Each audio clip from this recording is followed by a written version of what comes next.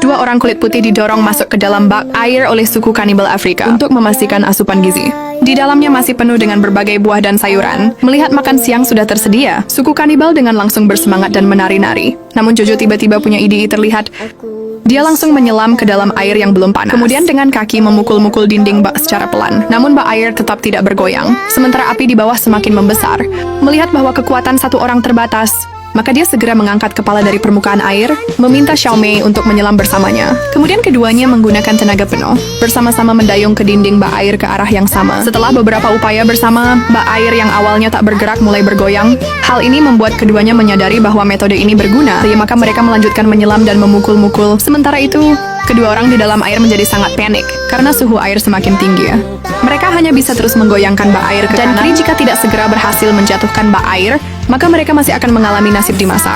Melihat situasi semakin genting, mereka harus terus menerobos ke dalam dan mendorong dengan keras. Melihat hidangan lezat hampir selesai, pemimpin sangat senang sampai tak bisa menutup mulut, dan suku kanibal di sekitarnya semakin bersemangat dan melompat-lompat tak disangka. Seketika tongkat air yang beratnya 2 ti terguling dengan keras.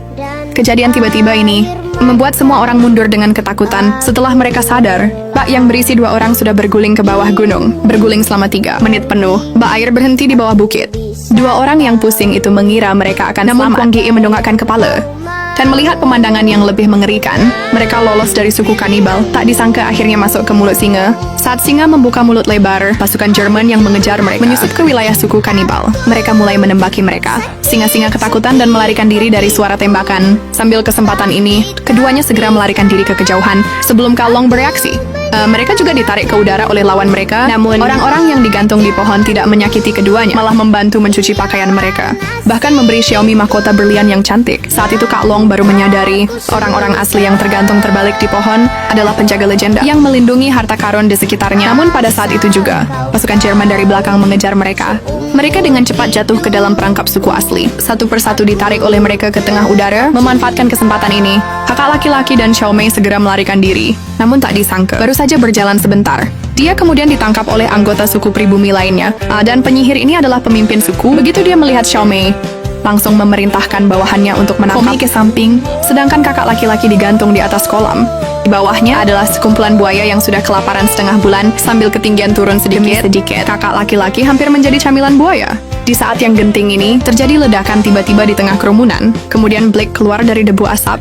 Melihat Heige tiba-tiba muncul, penyihir segera panik, segera memerintahkan anak buahnya untuk membawanya pergi dari sana. Ellie berhasil melepaskan diri dari ikatan.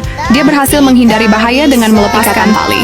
Namun pada saat itu, gerbang besar suku kemudian diledakkan, tidak terduga. Pasukan Jerman berhasil mengejar mereka. Mereka lalu mulai membantai suku itu tanpa ampun. Pada saat yang sama, sang penyihir membawa si kecil masuk ke gua. Kemudian mereka tiba di depan kolam lava yang membara. Mereka bersiap untuk menggunakan lava itu untuk mengirim si kecil pergi. Tepat saat lava hendak jatuh, kakak laki-laki Qiang dan kakak laki-laki Hei tiba tepat waktu. Mereka menyelamatkan si kecil yang berada dalam bahaya. Kemudian dipimpin oleh Jack.